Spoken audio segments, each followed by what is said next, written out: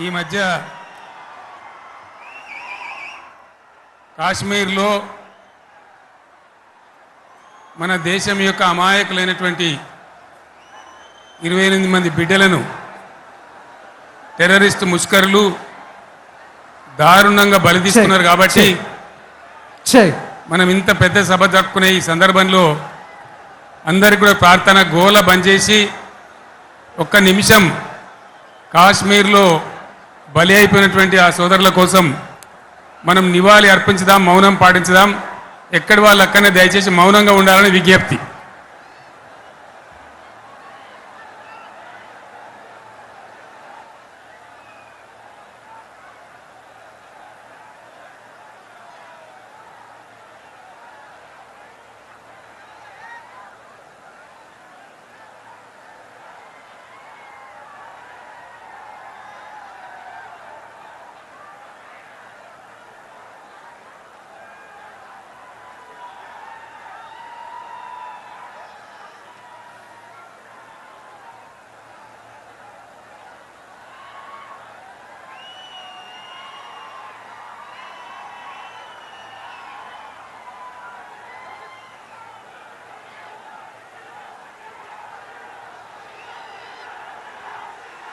దయచేసి కూర్చోండి.